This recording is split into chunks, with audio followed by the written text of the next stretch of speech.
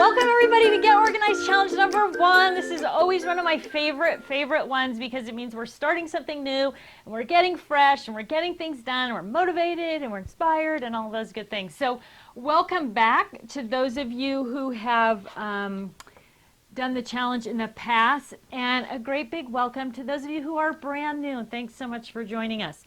So kind of our kickoff phrase for the Get Organized Challenge is something you know from Mary Poppins: well begun is half done. So you have already just getting involved with the challenge and just signing up and showing up, or if you're watching a recorded video because you had to work today, you are on your way. So thanks for choosing to be here, and I know you're going to be really successful. So for those of you who are new, how the challenge works, obviously we're live, and we're live over live stream, and there's a chat box in live stream where you can ask questions as we go through the challenge. If you're asking a question, type the word question in all caps, and that kind of brings it up for Karen, and she keeps an eye out for that, and she will answer questions as we go. Any questions that can't get answered during the presentation, she'll bring up at the very end, and then I'll answer those live. Just so you know, depending on where you are watching this, we could be anywhere from like a 10-second delay to a 2-minute delay. So if we get to the end and I haven't answered your question, it's probably because it popped up after we were done. Never fear, you can post it up on Facebook in our Get Organized Challenge group, and we'll get it answered for you there. Or you can email us customer service at Totally-Tiffany.com, and Leanne will get you all taken care of. So if you're on the email list, we send out an email reminder, and we also send out a follow-up email, and the follow-up email will have links to things that I talked about, blog posts, printables, all that kind of stuff included with it. So if you haven't already signed up for the email list, I would really encourage you to do that now, and you can do that on the Get Organized Challenge page on our website as well. There is an amazing Facebook group for the Get Organized Challenge. It's about 18,000 people who've already participated in the challenge. So if you are new and haven't signed up for the Get Organized Challenge group on Facebook, again, there'll be a link in the follow-up email to that. Please sign up for the group. It's a great place to get and give information, to share information, to be inspired and motivated, to set your goals, to go public, which we're going to talk about in just a few minutes. Progress posts. Each week as you progress through your challenge assignment, if you put up a progress post either on the Facebook group or you email it, again, customer service at Totally-Tiffany.com, with progress post in the subject line, you'll be entered in a drawing to win a prize. So every week we give away a prize, sometimes 2. It depends how generous Karen's feeling. So don't miss out on that. Right, so it's usually a gift certificate. You get to choose your own prize that way, which is a good way to go. But you need to send in a progress post. A progress post is not, can be, I guess, I'm done, yay. But it can also just be like, hey, I only got halfway done, or 2/3 of the way done this week, or I only got these things done. What we want to do is inspire you and motivate you to just keep moving through the process. Your craft room didn't get into the condition that it's in right now in 8 weeks, and you probably won't be able to solve all of it in 8 weeks, but you can keep coming back. So for those people who've taken the challenge before, you can keep coming back, get a refresher. Maybe you get your room done, and the next time we have the challenge, you just want to come in, get remotivated or inspired. So don't feel like you can't do it more than once. Most people have done it most gals have done it more than once. There's probably a guy or two out there too.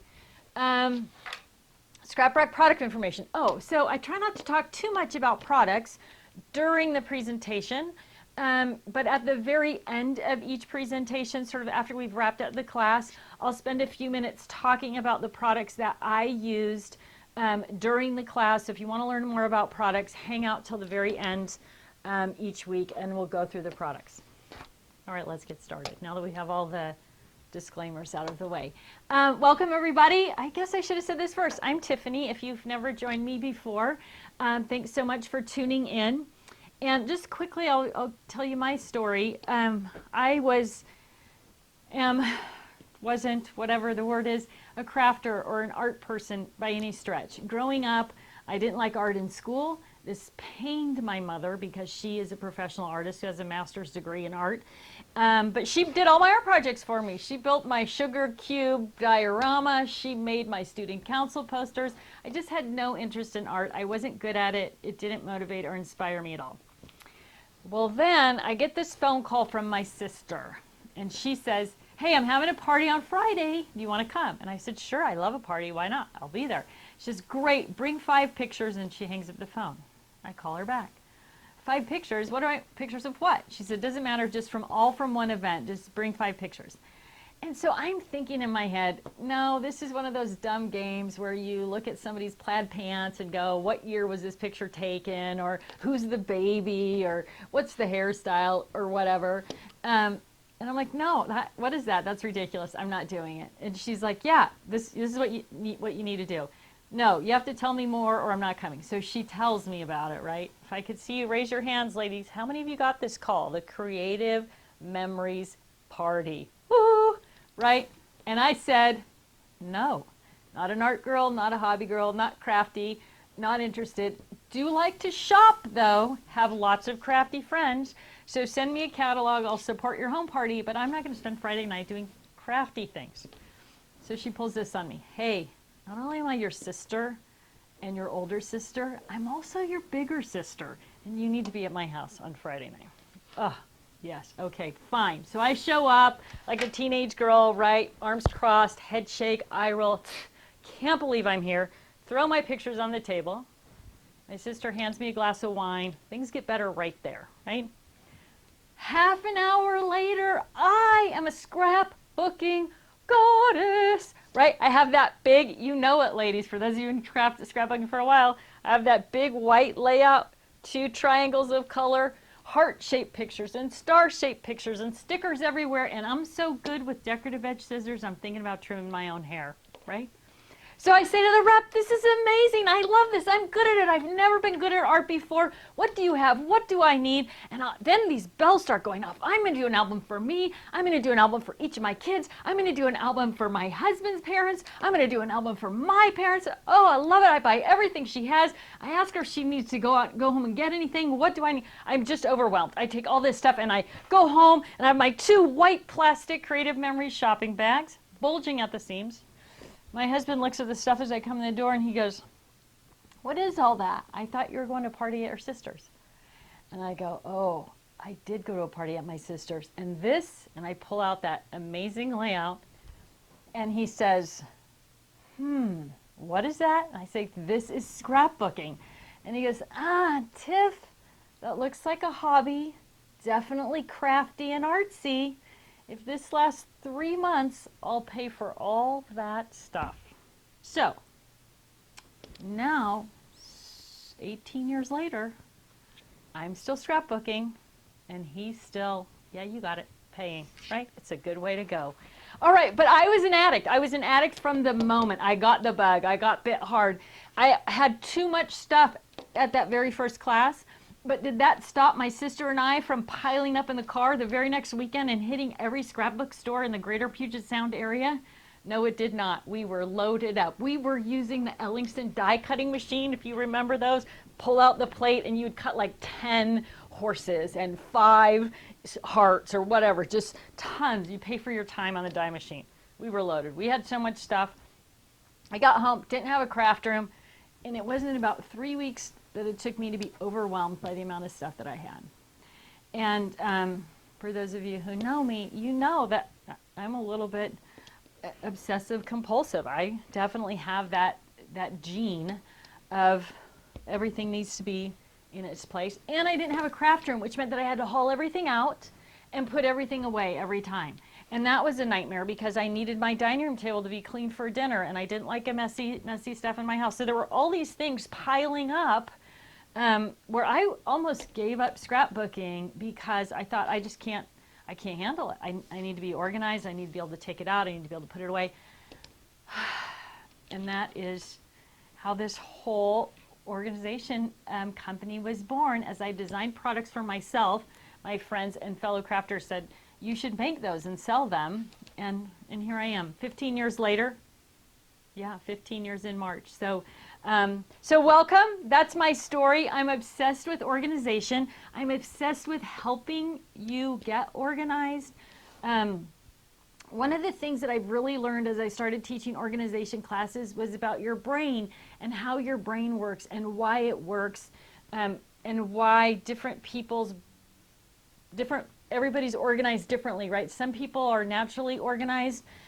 Some people don't have that predisposition at all. And so this class is really built around how can everybody apply what's happening in their head to get their craft supplies organized. Because I believe that if your craft supplies are organized, you're going to craft more often, you're going to have more fun, you're going to invite other people to craft with you or go out and craft with other people, and it's just going to spread the joy of paper crafting, stamping, card making, and scrapbooking to everybody, right? Which I love. So let's get started. Let's talk about why we fail sometimes at getting projects done.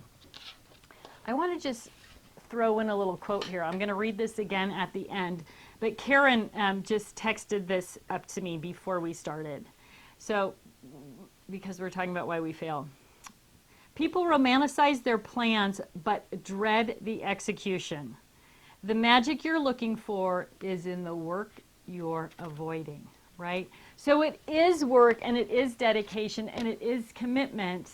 You just have to do the work, right? So let's talk about why we fail. One reason we fail is that we set goals that are completely unrealistic, right? So this is a good strategy in business, but a bad strategy when you're trying to accomplish a task at home. So this challenge is set up around small goals that are going to make it easy for you to accomplish each week.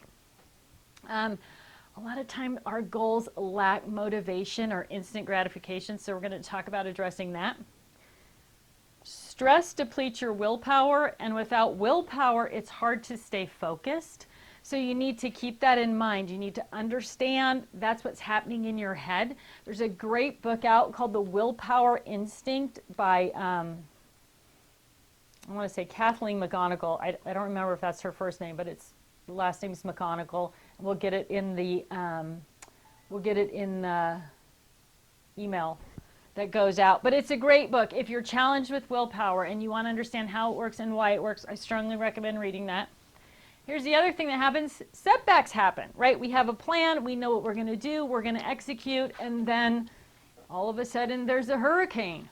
Things go sideways, right? So when setbacks happen, you have to have a plan for how to get back on track in those situations. And this challenge deals with that as well, simply by allowing you to move through at a slower pace or to keep going week after week.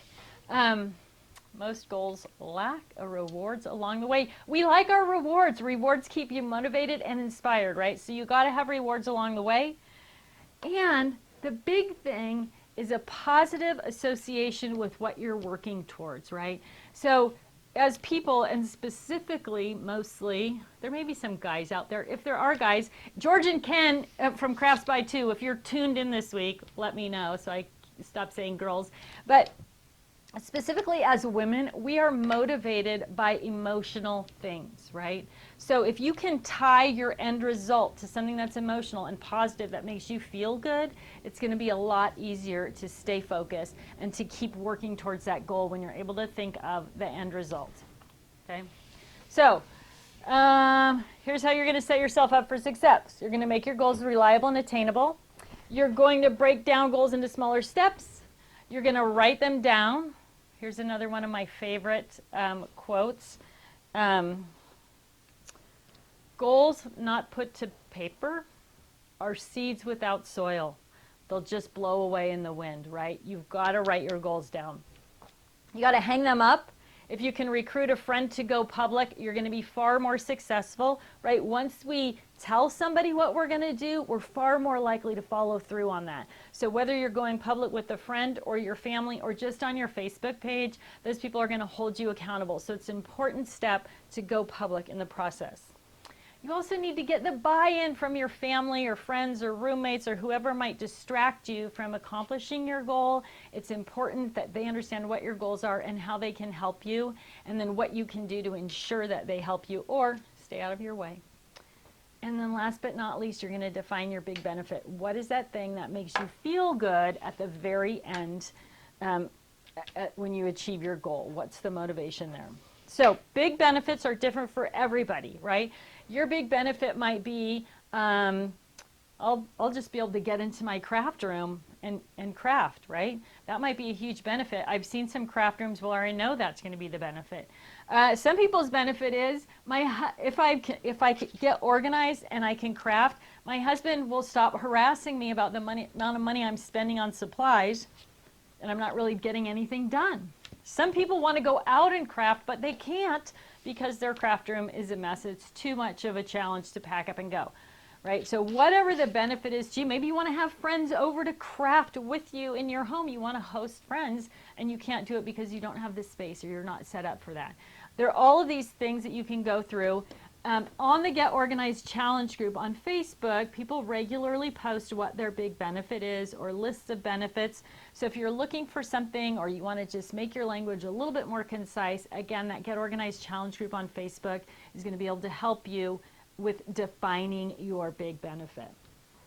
All right, so in order to keep inspired and stay inspired, you're going to make a big benefits board, and this is the thing that you are going to hang up to remind you of what your goals are each week. And this one is done on 12 by 12 paper so that I could put it in my scrapbook when I was done with it, when I was done with the challenge. This is the first one that I did.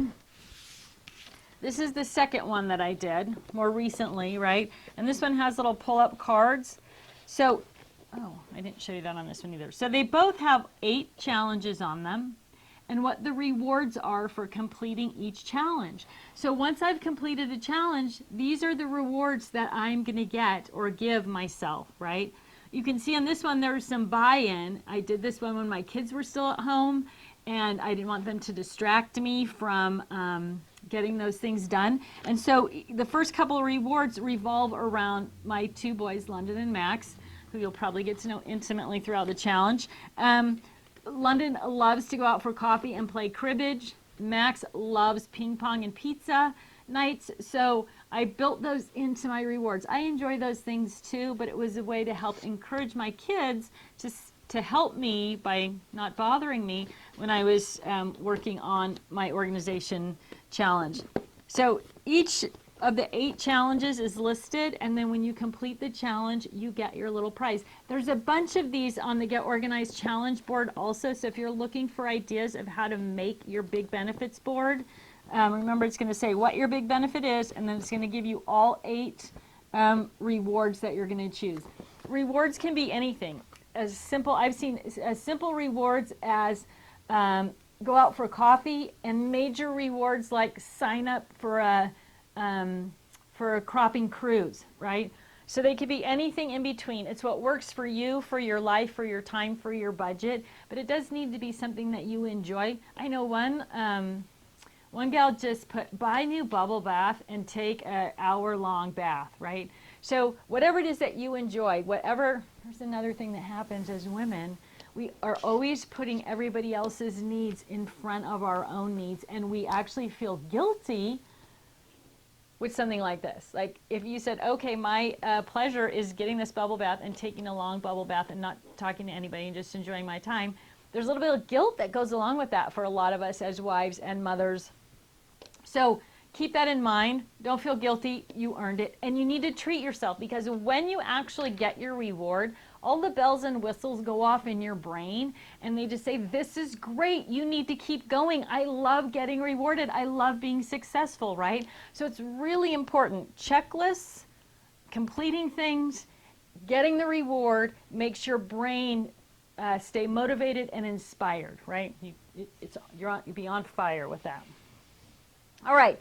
What do you need to do after you make your big benefits board? You are going to learn all about the 4-section system today. I'm going to give you a little demo on it. Sorry, my phone is humming away over here. But then there's more on our website. There's videos and there's links and there's printables and all that stuff. You're going to see that in the email that comes out this afternoon as well. So, let me just backtrack really quickly.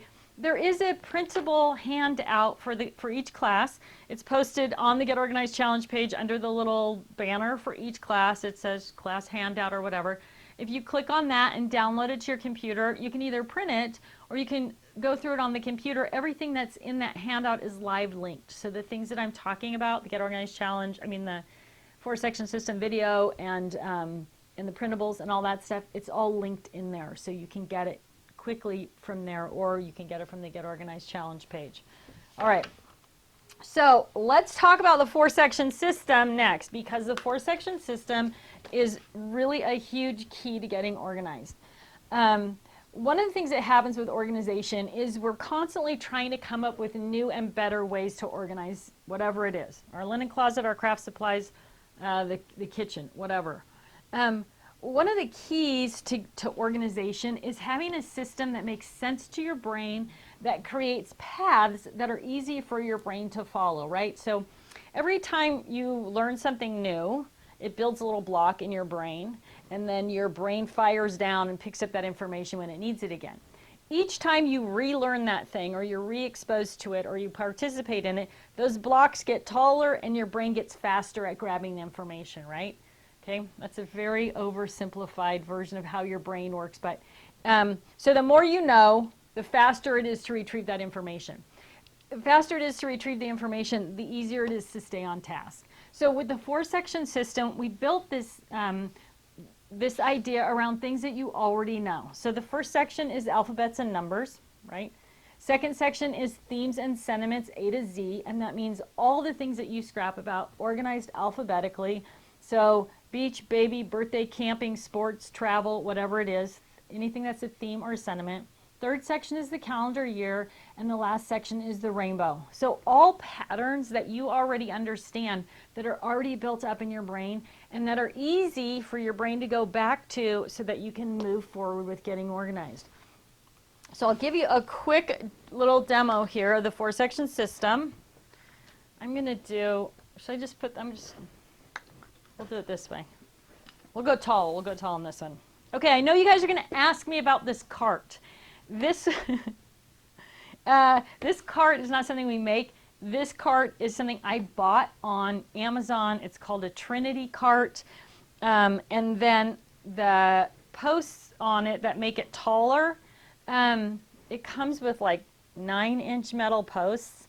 And my husband just went to the hardware store and got black PVC pipe and cut the pieces longer so it would be taller, and that way I could fit 12 by 12 stuff in the bottom 2 levels of the cart.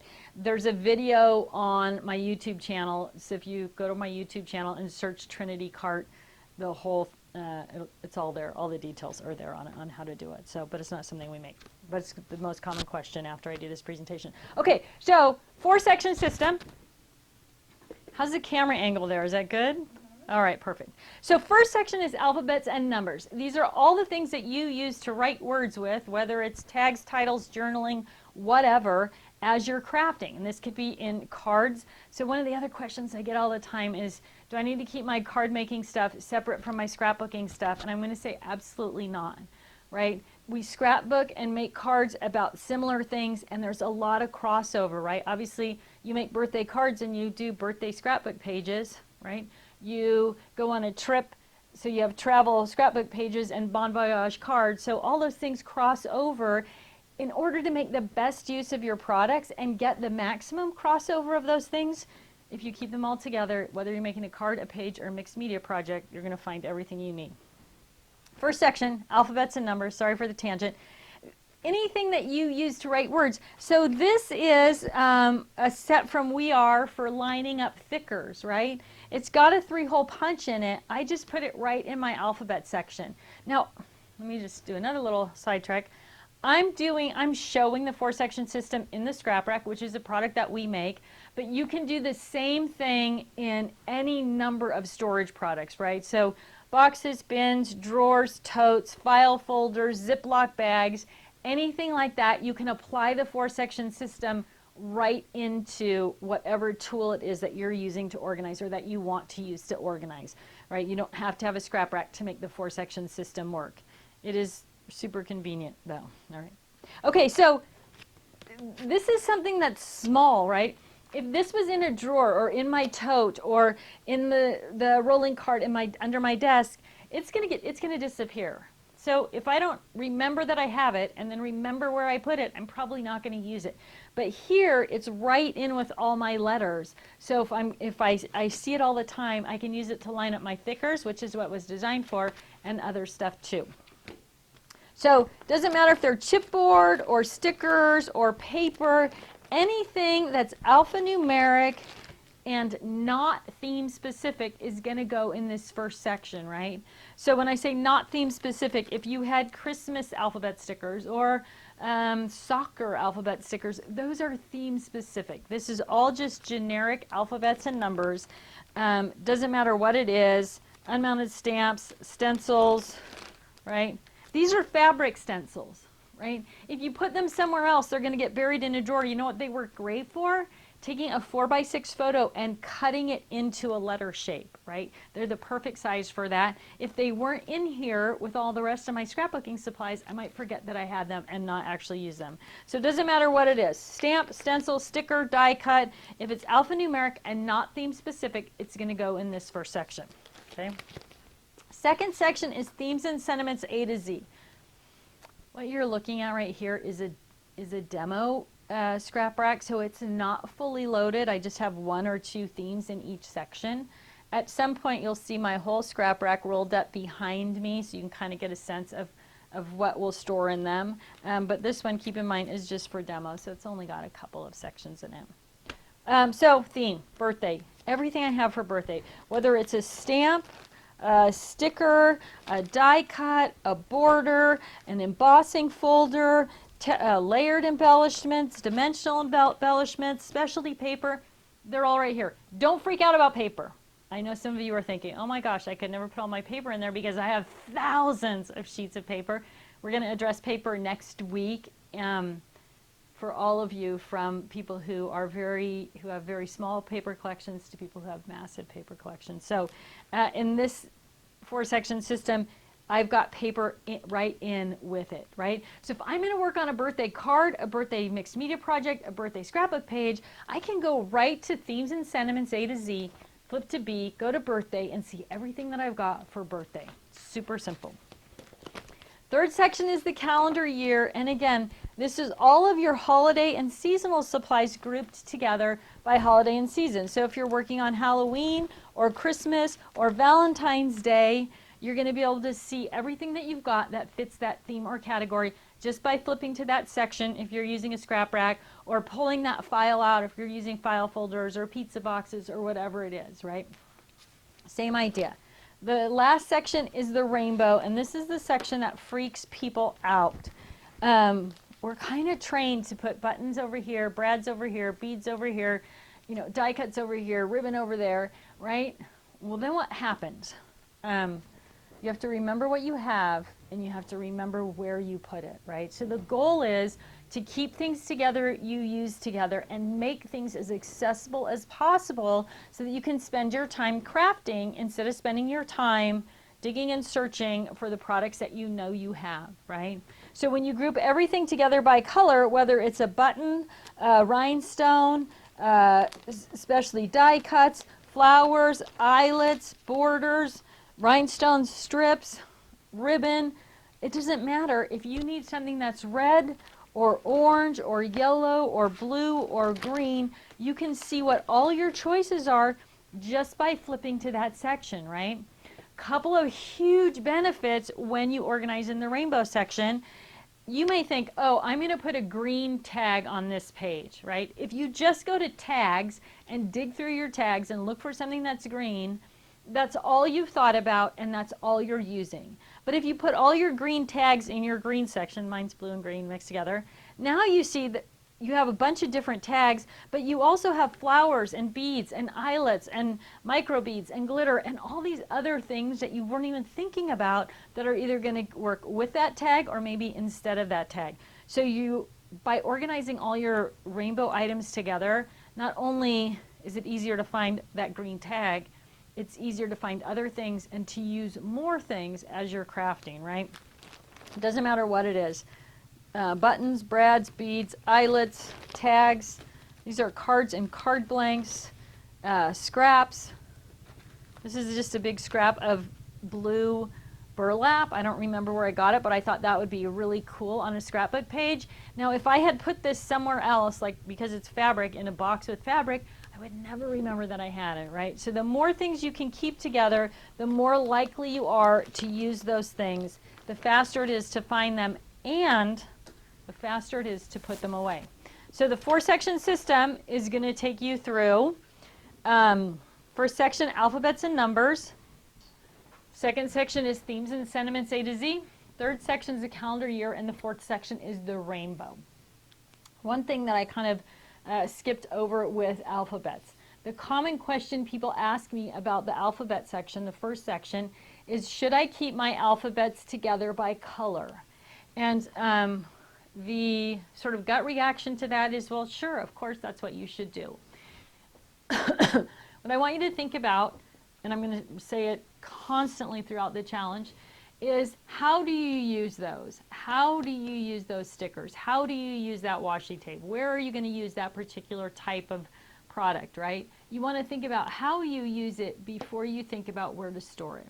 So when it comes to alphabet stickers, how do you use them? Do you use them by color? Yes, but is that the first factor? Usually not. If you are making a card, a 4x6 card, and you want to write happy birthday with stickers, the first restriction you have is size, right? So you only have a limited amount of space. Even if you're making a 12x12 birthday layout, you are still limited by the amount of space. So as far as stickers go, I encourage you to store your stickers, by size rather than by color. Here's another benefit to that. So first of all, you use them by size, right? But second of all, if you're trying to spell out something, I like to use 4th of July as an example, and you say, oh, I'm going to write that in red, and you go to red and you find your 1-inch red stickers, and guess what? You're missing an O and a T in red, so you think, okay, well, I'll do blue. Now you have to go to blue and look for blue. Oh, I have almost everything I need in blue. I don't have an F or a 4 in blue. Maybe I could use blue and red together, maybe blue and red and white. And so now you're flipping back and forth or digging back and forth for colors, as opposed to, I don't know if you can still see this, sorry.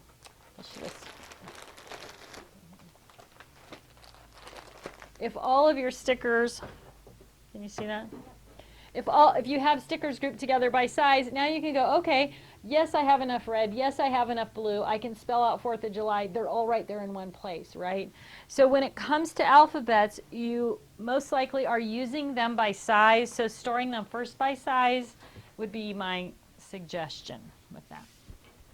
All right, I got to catch up my slides. Okay, so after you studied up on the 4-section system, and you understand how it all works, you are going to write your themes and sentiments index. And again, there's a link to this in the Get Organized Challenge page. I think there's a link to it on our website. And the Get Organized Challenge group, a lot of people have posted their themes and sentiments lists. This is what is going to help you sort products in that second section, right? So write a list of everything that you craft about, organized alphabetically. If you do it in the computer, it's easier, obviously, to alphabetize it and then to add things in. If you need some help formulating your list, there are several lists posted in the Get Organized Challenge group on the Facebook page, but you're only allowed to look at 5 lists. That's it. That's a rule. I don't have a lot of rules. That's a rule. You can only look at 5 lists because those of us who like to know what other people are doing and gather ideas will have a tendency to get overwhelmed, paralysis by analysis, and not get anything done. Limit yourself to 5 lists, look at other people's ideas, and then commit to making your own list. All right? So, do I need to read this quote again? People romanticize their plans, but dread the execution. The magic you're looking for is in the work you're avoiding. So, don't avoid your work. Look at the list, make your list. All right. Next thing you're going to do is start gathering your supplies together, right? So round things up. Is there stuff in the trunk of your car? Is there stuff in the closet in your bedroom? Are you hiding things under the bed? Whatever it is, try to get everything into one place. And there's a couple of reasons for this. The first one is that as you're organizing, you're going to want to actually execute as much as you can, which means that if it's all in one place, you're in good shape. The other thing is we're going to talk about organized only space and how to move into it. And moving into it requires moving out of other space. So the more you can gather together, you can see your task and execute your task, and you're going to see progress better. So try to get all of those crafting supplies together in one place. You don't have to pre-sort them. You can put all your paper in one area and all your embellishments in one area, but it's not necessary. As we go through the challenge, we'll get it done. Okay, this is the one that is heartburn inducing or stomach ache inducing for so many of us. Prepare to purge, right? You are going to have to get rid of some stuff. There is stuff in your scrapbooking supply or your card making supply collection that you will never use, and you know it. We all have it, right? Even I have it. I purge regularly, and I still find stuff to purge as I go through. So as you're preparing to purge, you need to set yourself up for success there too. You need to have a purge box. There's a whole, there's blog post, and there's also a podcast. There might even be a video about purging and why you need to do it. So if you have a hard time purging, that will help and motivate and inspire you to actually get some stuff done. The most important thing you need to know about purging is that the more stuff you have, the more time it takes, the more space it takes, the more frustrating and overwhelming it can be, right? So you want to keep the stuff that you love, keep the stuff that you're going to use, and the stuff that you don't love anymore, go ahead and get rid of it. Now, here's the thing. We attach, I already said this, as women, emotionally to all kinds of stuff, like scrapbooking supplies, right? So keep that in mind, that there's an emotional component to what you own, so you need to then have an emotional component to give it away, right? So you can figure out, is it a local charity that you are close to? Do you have a friend or neighbor or school teacher that you love and they can always use your supplies, especially school teachers, right? So find something that makes you feel good in who you're going to give it to, and then you can pass it along easier. Some of us feel good selling things, right? So I've had past participants sell their scrapbooking supplies. They bag them up by the pound on Craigslist or eBay and into a flat rate box, and off they go. And it's just a grab bag for somebody else, right? So if you want to recoup some of your investment, send it out the door. It's a great way to get things out the door, make a little bit of money back. We also had one gal who was, and I'm sorry I don't remember her name, and as she went through her purge, this is one of my favorite things, she went through her stuff, her purge pile, and she sorted it by themes and sentiment, same kind of way, into these big Ziploc bags.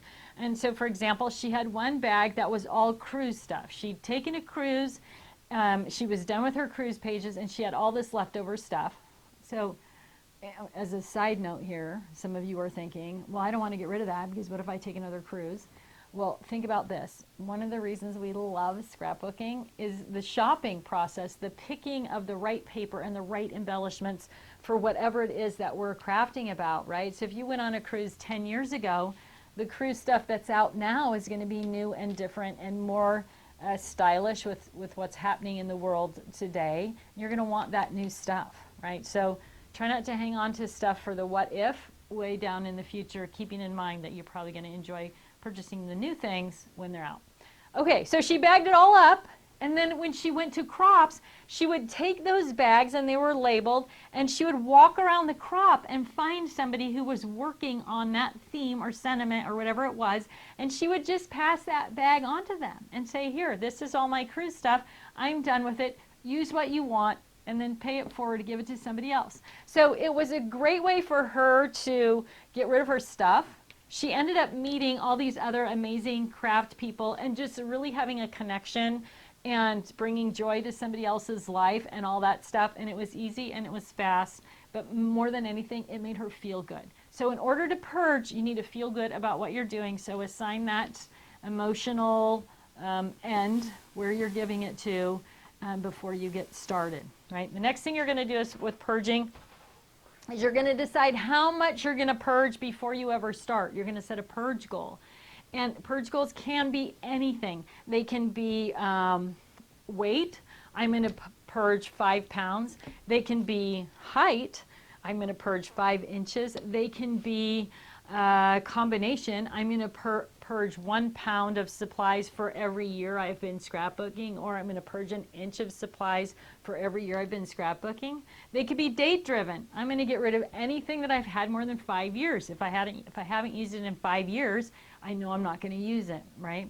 So there's all of these different ways to do it. Again, there's some lists of them on the website, but pick a purge goal. How much are you going to purge? And then create a purge box and make sure that it's bigger than 12 by 12, because as you're sorting, you're going to throw things into that purge box as you go, and then you're going to close up that box and give it to whoever or take it wherever or whatever you're going to do with it, right? A purge box is going to be something that you have next to your workspace forever now, because whenever you're going through things, even after you're done with the challenge, and you come across something that you look at and you think, wow, that's really ugly, why do I still have that? The temptation is to just put it back in with your stash because you're not sure what to do with it. But if you have a purge box right under your desk, and it can be, I use just a 12 by 12 paper storage box. That's it, right? And then anything that's 12 by 12 I can throw in there, but it doesn't take up any space under my desk. So as I come across something I'm going to purge, I can just throw it right in there. If you make it easy, you'll get it done. If it's not easy, it won't get done, right? It's like your Goodwill, the stuff that you're donating to the Goodwill, right? If you have a box in your laundry room for clothes that should be going to the Goodwill, they'll end up in the Goodwill box. If there's no box there, you'll be like, oh, I'll take it next time, and it's going to go back in your drawer or wherever, and just live there until you clean out your drawers, I guess. So make it easy, and you'll be able to get it done. Keep your purge box. You're going to have the purge box forever. All right. Last thing. I think it's the last thing. Yeah. Last thing is to consider your space and the tools, the storage tools that you need or that you want in that space. So your organization tools should keep your supplies visible, accessible, portable if you like to go to events, or portable if you have to move things from, maybe you don't have a craft room, you have a craft closet, or you have craft shelves in the garage, right? Your supplies need to be portable to bring them in and out easily. Again, if it's easy, you'll do it. If it's easy, you'll enjoy crafting. And if it's difficult, it'll just stay out in the garage or in that closet. So you need to consider what kind of space you have. And then in terms of choosing tools, and we'll go through this in every challenge, what's going to make it easier for you to move your supplies around or not if you have a craft room. There's also a post, and I believe there's a link in the email on the website, where I kind of go through the different types of crafters. Are you Karen Craftabout? Are you Kathy Craft Room? And it just kind of describes who those people are and how they craft. And reading through that is going to help you decide what are the best organization tools for me and the way that I craft. What do I need to keep in mind? How do I need to think about it? And that's brand new. We just introduced the craft room, the crafty, what do we call them? The crafty girls a couple of weeks ago, but it will help you determine which products are going to work best for you. Okay, this week's challenge. I have to put my glasses on for this one. Oh. All right. First thing, use your craft supplies to create your big benefits board. Now, you don't have to do anything this fancy. You can write a list on a piece of paper. You can write your big benefits, your big benefit and your rewards on a whiteboard. You can tack something up on the wall. It doesn't matter. This is fun, and it uses your craft supplies, and it's an excuse to do something crafty, but it's not mandatory, right? What is mandatory is that you create the big benefit and choose your 8 rewards and post that list somewhere where you're going to see it all the time, okay? Next thing is to read the 4-section system article, watch the video on the website, get comfortable with the 4-section system, ask questions. Again, here's Karen. with our list of questions. Again, no, I forgot. Like Karen came in, I forgot where I was talking. Okay, you're going to create your themes list. Then you're going to begin the gathering process. These are the questions. I should probably read these before I get through this. Linda asks, 4-section system. Where do page builders go? Things like frames, dies, arrows, basic shapes. Great question. Usually they're going to go in color, right? So I guess frames probably going to go in color. And then things like arrows, stars, circles, chevrons, basic shapes. I just have a section in my scrap rack and it's called shapes, right? So anything that's a die cut circle or square or stars are in there. What's not in there? Hearts, right? Because one of the most important things, and we'll talk more about it next week as we start sorting paper, is that you put things into categories where your brain is going to look for them, right? So if I say heart to you, what do you think of? Do you think of shapes? Do you think of medical science? Do you think of Valentine's Day, right? So for me, I think of Valentine's Day. So it doesn't matter if the heart's red, pink, purple, or green, yellow, orange, blue. Everything that I have that's got hearts on it, or that is made of hearts, or that is heart-shaped, all of it's in the Valentine's section, February, in the calendar year, because that's where my brain goes when I'm thinking about those things, right? So generic shapes, circles, squares, chevrons, stars too for me are considered a shape. Those are all in my shape section, but depending on how you craft and what you craft about and how your brain works, then you're going to put those things in the category that makes the most sense to you in your head, right? But things like frames, like pre-cut paper frames or whatever, those are generally going to go in the rainbow section. Or if they're a theme, you might have a frame that's like got a Christmas pattern on it, then that's going to go in the Christmas section in the calendar year. All right. Glenda says, is there a defined way to cross-reference things that would be in 2 sections? Example, a flag sticker that is patriotic theme, but also be used in the holiday, 4th of July. It's a great question also. The more categories that you can combine, the more things that you're going to see when you're looking for something, a flag sticker, right? So if you think flag stickers are in patriotic theme, you could have a patriotic theme, but what else is going to go with that flag sticker? Probably all of the other things that happen at 4th of July, right? They're all kind of based around the same things. Maps of the United States, Uncle Sam hats, fireworks, all of that stuff. So it's best if you can combine things all together in one and then just label. So as we go through, we're going to put dividers in and we're going to put tags on each section. You can always just put a note in one way or the other in your calendar section under 4th of July that says check themes for patriotic, or in the themes and sentiments under P, patriotic, put a note that says look in 4th of July, right? Again, how does your brain process that information and where do you think that you're going to look for it? But just leaving a note that ties back, which we're going to talk about all the way through the challenge, especially when we talk about photos and mementos and project planning, is really a simple way to sort of solve that and to be able to go back and forth quickly. All right, that's it. Those are our only 2 questions today. All right, so you're going to begin the gathering process. You're going to set your purge goals and create your purge box. Evaluate your space. And here's my tips for evaluating your space. I get asked this regularly. The more stuff you can surround yourself with, the easier it is to get your stuff, the more stuff you'll use, right? So while you might have a big room that's available for a craft room, consider drawing everything in around you so that you can literally just turn in your chair or on your stool to get to whatever it is that you need, right? One of the best ways to do this is to put everything on wheels if it's possible. So you're going to see my IKEA system is on wheels. This cart is on wheels. This cart is on wheels. I've got my stamps are on wheels. Dies are on wheels. all of those things. So whatever I'm working with, I can just pull to me quickly and easily. So keep that in mind. How do I surround myself with stuff so that it is easy to find and easy to get to?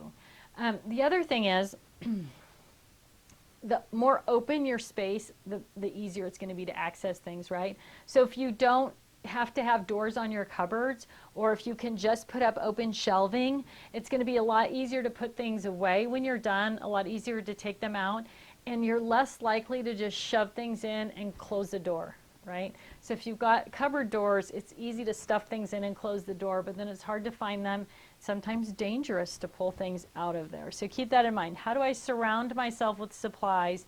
And again, if you've got things stored in the garage or a guest bedroom or a closet and you have to pull them out, is there a way to put all your things on wheels or in easily mobile things so that you can, even though they're stored away, they can still be around you when you're working? If you're not part of the Get Organized Challenge group on Facebook, you need to do that if you're on Facebook. You can even be a lurker. You don't have to post on the group, but there's so much information that gets posted there, and people post their before and after pictures, which are amazing, and it will inspire you. If you think your room is the worst, trust me, go onto the Facebook group and look at some of the other people on there. Some people have multiple rooms that they're working through, right? So you'll be motivated and inspired by what other people are doing to get their supplies organized.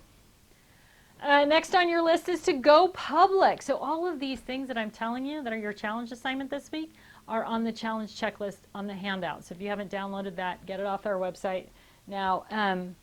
And we'll try to get a link to that up on the Facebook group as well. Oh, side note, Facebook. I noticed on Facebook there are 2 Get Organized Challenge groups associated with us, which is kind of a weird thing. One of them has like 15 members in it, and the other one has 18,000 members in it. So you definitely want to join the group with the 18,000 members, because I don't know how that other group got started, but we don't post anything there. So Karen's paying attention. Maybe she could figure that out and take it down, or move over those 15 people to our other group. So you're going to go public. You're going to share it with a friend or family member. If you have a crafty friend, it will be great for you to get him or her involved and work through the challenge together. Again, when you go public, when somebody else is relying on you or somebody else is working with you, you're going to be far more likely to be successful. And then last, put up, no, not last, second to last, put up a progress post in the Facebook group or email it to us. Again, instructions will be in the follow-up email. Let us know how you're doing. Share with others how you're doing. And then lastly is enjoy your reward. Whatever you worked through for the week, whatever you got done, take advantage of that reward and motivating and inspiring yourself and your brain to keep going, right? So there's your challenge list for the week. Again, you can print it out or download it from the website, and it is a checklist. You can post it and check things off as you go. I'm going to talk for a few minutes about the scrap rack and how it works and what the different components to it are. So if you want to learn about the scrap rack and how it can help you be organized in your craft space at home, stick around. If not, I will see most of you on Facebook and all of you next Tuesday for Get Organized Challenge number 2. We're going to talk about how to sort, store, and organize all of your crafting paper. Kind of a big challenge for most of us. All right, take care. Have a great week. Get a lot done. Thanks for tuning in.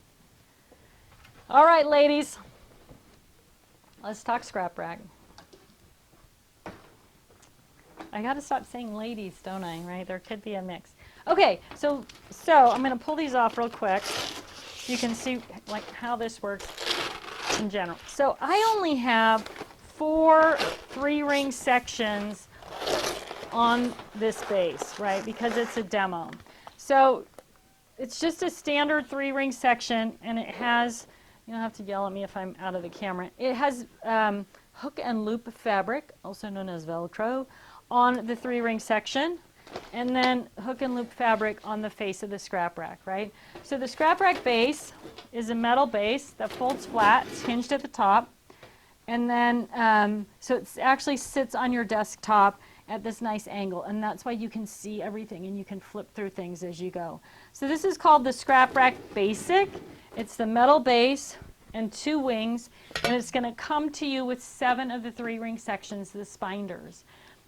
A lot of you are thinking, I have way too much stuff to fit on that in that small space. 2 things I want to tell you. The first one is something that Karen is famous for saying, and that is the scrap rack makes room for itself, right? Because you can condense down so much stuff because you're virtually eliminating the air, the packaging, the boxes, all that stuff, and just putting into your scrap rack the actual things that you're going to use, right? So it's going to condense down a whole bunch of space. The base itself is 15 inches long and 12 inches deep, so it's going to sit on a 12-inch shelf or 13-inch shelf very comfortably, and then 15 inches long. The wings are at another 11 inches, right, when you have them on, so it's going to be wider like this. The wings don't need desk space underneath them, so some people will even just set this on a TV tray, and then they just let the wings kind of go over the edge of the TV tray, right? For those of you who have a lot more stuff, you may need a double wide or a triple wide, which simply means you're going to buy a second, just the metal base, just the middle piece, and you're going to attach it together. It comes with a little Velcro thing that or hook and loop, piece of fabric that attaches it, and then you just link base units together. So when you see my scrap rack in the next class, I have right now a double base. I kind of go back and forth between a double and a triple depending on what sort of crafting madness is going on in my world. But you just move the wing to the outside and you can link them together. People have 2, 3, 5 units all linked together, so depending on your space and how much stuff you have. We do have one gal who's got 6 daughters, and they all scrapbook together in the mother's basement, which sounds so joyful to me. I have sons that are completely uninterested in scrapbooking. And she has 12 base units that sit back to back down the center of a giant table, and everybody, all of her daughters use the 4-section system, so they know if I'm working on back to school, if I'm working on Christmas, they know exactly where to go to find everything, which is another great thing about the 4-section system. It's easy if you like to share your supplies to direct people how to find them. So scrap rack base and wings and 7 3-ring sections, that's called the Scrap Rack Basic. The scrap rack comes in a bunch of different configurations in packages, or you can buy all the components to it separately. So what are the components? There's the base, and then as you saw in my demo, there are dividers, which are these big plastic dividers, and then you can just label them on the edge. They come in sets of 5 or 15. You can use a label maker to label them. You can write on the labels, or you can use your flat tabs, which are a labeling tab, like a sticky note type tab. Excuse me while I reach down to the bottom of my little cart here. Okay, then as far as the pages go, there are multiple different pages that hold all kinds of everything. And the pages are designed around paper crafting supplies. So I'll go through, there's 2 kinds of pages. No, well, there's 2.5 kinds of pages. There's basic storage pages. Actually, sorry, Leanne, I'm challenging your video skills here. So these are basic storage pages. Basic storage pages are made out of a food grade plastic. It's lightweight, but it's super durable. I've had some of the pages in my scrap rack since I started the company 15 years ago, right? So they don't wear out, they don't break, they don't rip. The only time we've ever had any sort of problem with the scrap rack page is just with the manufacturing defect where it wasn't seamed properly down the edge. We tried to make them as lightweight as possible because your crafting supplies are heavy, right? So while the plastic is super durable and it's going to stand up to a lot, it's not heavy, so it's not adding all that weight to your crafting supplies. Every design, page design, so this is called the supersized single. The name of each page design denotes how many pockets are on the page. So this page, supersize single, has one pocket. It's 12.5 by 12.5. So you can see even this 12 by 12 paper slides in and out easily, right? Sometimes you buy something that's for 12 by 12 and it's exactly 12 by 12, which means it's really hard to slide things in and out. You've got 12.5 by 12.5. So even this has the little tab on the top. It even still fits in the pocket with no problem, right? Each pocket has one of these little flaps across the top. So if you like to travel with your supplies, you're going to leave things behind the flap. But if you always work at home, you can tuck the flap behind your products, and now they're really easy to pull in and out as you're going through your supplies. So 12 by 12 is perfect for obviously 12 by 12 things, which is super common. This is the vertical double. It's 6 1/4 by 12.5. So that's great for things like stickers, right? So I just kind of loaded this one up with a bunch of stuff so you could see how many things are going to fit in there, right? So I've got this big packet of die cuts, and I've got 1, 2, 3, 4, 5, 6, 7 6 by 12 stickers in there, right? So you can put multiple items in each pocket, put some facing forward, some facing backward. I recommend 3 to 5 items per pocket. So this one, like, this is a big heavy chipboard cutout, and then this side is felt letters, right? So you can put all kinds of things in there. They don't have to be totally flat. The triple play page is 3 inch by 12.5 inch pocket, so it's great for borders, die cuts, anything like that. Fabulous 4, these are 6 by 6 pockets, so it's going to fit anything that's 6 by 6. Stamps, stickers, stencils, card making supplies. This is the vertical 4, so it's got 4 long skinny pockets. Oh, there it is. So what do I have in here? I have dies in here and embossing folders and just regular like border stickers, right? So they'll just hold a ton of stuff and a ton of weight. Fantastic 5. These pockets are 5 by 7. The 4 are on the outside, and there's a tiny little cute pocket in the middle. But great for stamps, stencils, dies, but of course your 5 by 7 photos. So if you're doing project planning, those are going to fit in there. The Perfect 6 page is 4 by 6, a super common size for all of your paper crafting supplies, stamps, and again for photos. The Straight 8. This is, so these, I guess I should have said this to start with. The ones with the pink inserts, this is just to show you what the pocket configurations look like, because obviously the pockets are clear, so you can't really see them on the screen. But so that is the Straight 8 pocket. So it's 8 pockets, 3 inches by 6 inches. You can see all kinds of different crafting supplies that are going to fit in there as well. Rub-ons, stickers. These are red unmounted stamps, right? So even thick stuff is going to go in there with no problem. And then last but not least, we have our Trader's 12. And this is called the Trader's 12 because it was designed around ATCs. So it is the perfect shape for your artist trading cards to hold those supplies. But of course, so many of the things that we use in scrapbooking are 3x4 anyway. So you can put any of your embellishments or other scrapbooking supplies, card making supplies in there too. And again, in that 3x4 size. So those are the basic storage pages. Basic storage pages come in packs of 10 by individual design. So if you wanted 10 supersized single pages or 10 perfect 6 pages, that's how they're going to come. We also have different variety packs available at different times. So if you're looking for a variety pack, those are on the website as well.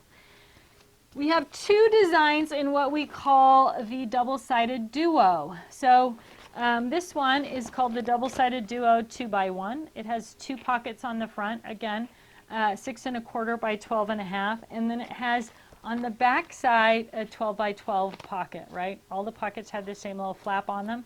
So these pockets, the 2x1 and the 4x1, which has 4 pockets on the front, 1 pocket on the back. These 2 are ideal for keeping things together, you use together. So if you buy stickers and paper that match, or stickers and paper and embellishments that match, these are the perfect pages to keep those whole collections together in your scrap rack or in your craft binder. So I showed everything on the scrap rack. We also have a 12 by 12 craft binder. So if you're not sure you want a scrap rack or you want to start slow, the craft binder, can you hand me? I don't think I have one. That turquoise binder, that's right there. Come on, Telena. Sneak it in here, sister. Thank you. So this is the canvas craft binder, right? So this binder, I guess I should talk about this with the scrap rack. This is one of the really cool things about the scrap rack is the fact that those sections Velcro off and on.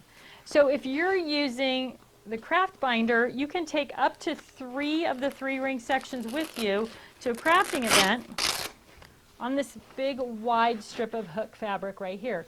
So if you're just going to work on your kids' soccer pictures, you can take a rainbow section, you can take your soccer section, pop them in here, go to your crafting event. You've got space inside the binder for markers and tools. This is the actually the shoulder strap. There's a big pocket in the back here that's going to hold, you know, the pages that you're working on or other big 12 by 12 things. There's a big pocket on the front right here, so if you're carrying a personal paper trimmer, that's going to slip into the pocket on the front as well. So we have the craft binder, which can be used on its own. It's going to come with one 3-ring section inside it, but you can buy additional 3-ring sections. These come in our classic colors, pink, purple, turquoise, and black.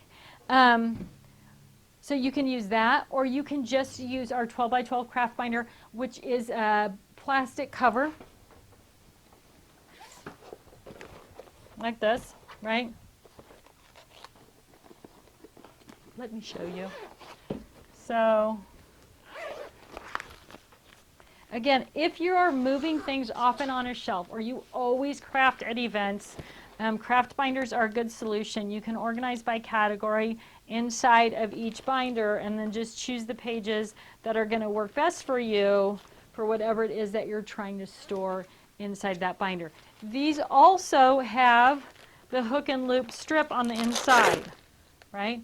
So if you already have a scrap rack and you just need the binder covers, you can buy just the cover with no 3-ring section inside. Some people have a scrap rack and just keep a couple of these with no binder on the inside, and then that's how they travel with their supplies. But you've got the big craft binder, the big canvas craft binder, and then the 12 by 12 craft binder, and everything sort of interchanges with those that way. Okay, so double-sided duos. Next up, we have what we call our specialty pages. And so there are 4 pages in the specialty page collection. These are made out of a heavier gauge of plastic, so they're a little bit thicker. This is the side loader single. It's a big 12.5 by 12.5 pocket, and it has like a little closure thing here that goes around what's inside and under. Right? You can leave it on the outside, but it'll hook on stuff. So it's better to tuck it in, and then it holds everything into the pocket, and it doesn't hook on anything. So I don't know if you guys have noticed or not, but I broke my finger. I slammed my fingernail in the door. Look, no nail. Gross. All right. I just want to share something with you. My friend Chastity, who works for American Crafts, lost her toenail, and the same thing. And she named it Larry as it was growing back, and it was kind of a joke around her house with her teenagers. And then I showed her that I lost my fingernail, and she goes, "Oh, a friend for Larry. Let's call her Mary." So now I have Ugly Mary, right? All right, so here's my little story as I'm geeking out here. Okay, side loader single comes in packs of 5, right? Specialty storage page section on the website holds 10 or 20 sheets of paper, a little bit thicker and a little bit more durable than the basic scrap rack pages. Next up is the embellishment page, and this one is a little bit narrower than the rest of our pages, and that's because it will hold a ton of weight. So going further out was a problem. So we put the tabs at the top, so the tabs are going to stick over the top of your scrap rack. In between the pockets, because it does have pockets on both the front and the back, right, there's a big pocket. Oh, So you can put paper, big scraps in there, or whatever. All of the pockets, well, let me show you just some of them loaded up. This one is all loaded up with red things, and it has some red scraps, red paper in the middle. But buttons, eyelets, this little micro ribbon, beads, all of those kind of bulky things. Each one of these pockets has a little locking tab on the flap. Pull it up. I don't know if you can see it on there, but it just kind of notches down in there to give you a little bit more security for those big, bulky, heavy items. People love this page. It's been around forever. We probably introduced this within the first year of the Scrap Rack coming out, which, like as I mentioned earlier, was 15 years ago. It works great, but you can store these things also in the Trader's 12 page or the straight 8 page. Some people just like this because it's got that lock, that security sort of lock on each tab, and it does hold a lot of heavy stuff, and I can kind of wing it around, right? So especially maybe if you're just using a binder. So this one's just loaded with alphabet chipboard, right? Alphabet buttons, but it holds a ton, and it's very visual as well. So this is the embellishment storage page. Comes in a pack of 3. It includes, there's a total of 72 pockets, 24 per page, 12 back, 12 front, and it's going to include 72 tiny Ziploc bags as well. So if you're storing glitter or beads or eyelets or buttons or anything small, you're going to want to put it in that small Ziploc bag first, and then put the Ziploc bag into the pockets. Next up in specialty storage is our project planner page. This has 3 pockets on the front. They have a giant locking tab as well, and each of the pockets gussets out, right? So you can really load them up with stuff. So that's the front. The back has a great big 12 by 12 pocket, and the middle pocket is 12.5 by 12.5. So easy to put your big 12 by 12 sheets of paper here. Other big things on the back. Let me show you when I'll load it up. So this is designed for keeping things together you use together, right? So big collections of stuff, or project planning, or keeping an entire category together. So you might have, I don't know, ballet. You have a few things of ballet, but not a ton. You want to keep them all together. Because this bulks out, it's easy to do that. Sorry, I had that backwards. So this one is set up for, I took a little trip with my mother this spring, March. And so this is all the stuff from our trip. So when I'm ready to scrap that trip, I have the pictures and all the mementos from the trip all in one place. So I can just put it into my binder. I can take my travel category, this, and my rainbow section, and if I'm going to an event, I'm out the door with it. Or if I craft at home, but I have to move my things around where I craft, I can just grab those sections and bring them to the table with me, to the dining room table where I'm going to work, right? So this is the project planner. It also comes in a pack of 5 under the specialty storage tab on our website. Flipping storage pages. If you watch HSN or you shop HSN, you may have seen these were on HSN. Last week we did a big fat flippin' storage binder. The flippin' storage pages, 6 pockets on the top, 5 pockets on the bottom, 4 by 6, 5 by 7. Let me show you one loaded up because it looks so much cooler loaded up. So this one, look at this. This is a road trip that I've took with my husband. These are a bunch of different embellishments that I bought for that road trip across America. So I used my red, white, and blue washi tape to kind of tag it and label it. Also because I love washi tape, so I use it whenever I can.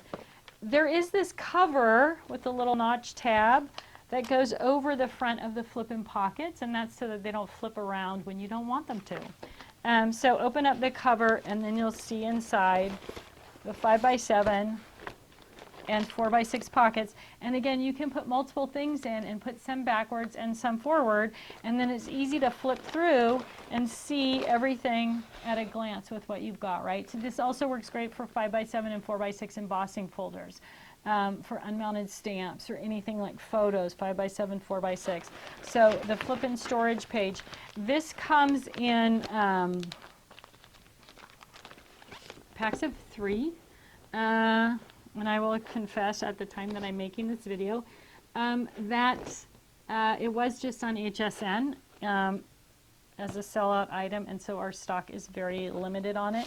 So if you try to order it and we're out of stock, I'm sorry about that, but they'll be back. They'll be back. You will love them. They're great pockets. Okay, so you've got, if you're working with a scrap rack, you've got a scrap rack base, and then you're going to add pages and dividers. There are a couple of pre-picked packages that sort of focus on our most popular sort of starter kit items, and that's already put together on the website. So you can look at those. And then each of the pages that we have, if you click on the page and then click on the More Photos tab, you'll see, I don't know, anywhere from 3 or 4 to a dozen photos of the different types of things that fit into those pages. Remember that you can put things, more than one thing in each pocket, that you can put some things facing backwards and some things facing forward, because as you flip through, you're going to see both sides of those items as well. You can start with a scrap rack or 2. I think there actually is a double wide package on the website. You can start with a craft binder, or the canvas craft binder, or you can start with the 12 by 12 craft binder. One of the unique things about the Scrap Rack brand and the Scrap Rack products is that since we started making them all the way through for the last 15 years, everything we make works with everything we make in the Scrap Rack line, right? So all the pages are interchangeable. The spinders work on the Scrap Rack. That's the 3-ring section. They work on the Scrap Rack. They work in the 12 by 12 binder, and they work in the craft binder. So anything that we make or create in the Scrap Rack product line is always going to work forever within the Scrap Rack product line, right? It's one of the reasons we've never changed the height, the length, any of the dimensions on the base unit. If you have one base unit and you want to attach another one, no matter what year you bought your base unit, it's still going to connect to a base unit that's produced today. So a lot of flexibility within the Scrap Rack line. Our page designs do change from time to time, so as the industry changes and people are using different types and sizes of things, we'll come out with different pockets. When Project Life was really popular, we had a pocket that fit Project Life cards in both sizes on one page. So those things do change, but they still all work together. Leanne is at the customer service desk if you have questions or need some guidance. Karen is also really helpful about that. You can reach them, customer service at totally-tiffany.com. We also have a phone number that you can call, 253-284-9200. We do actually answer our phone here too. So there's that. But the Facebook group and the website have tons of information, dozens, hundreds of videos. There's a video for almost every product that we make that'll answer the basic questions for you on the product, as well as a couple of different tabs under each product on the website. So any of the questions that you have, there's probably a video or you can click on one of the tabs and get the information that you need. I think that wraps it up. I don't hear Karen coming upstairs with any scrap rack questions, but again, Facebook, email, or the phone, and we're happy to answer those questions for you. So thanks so much for sticking around today to learn about the scrap rack. I hope you have an awesome week and that you can just get a ton done in your first Get Organized Challenge checklist. Thanks so much. Take care, and I will see you next Tuesday.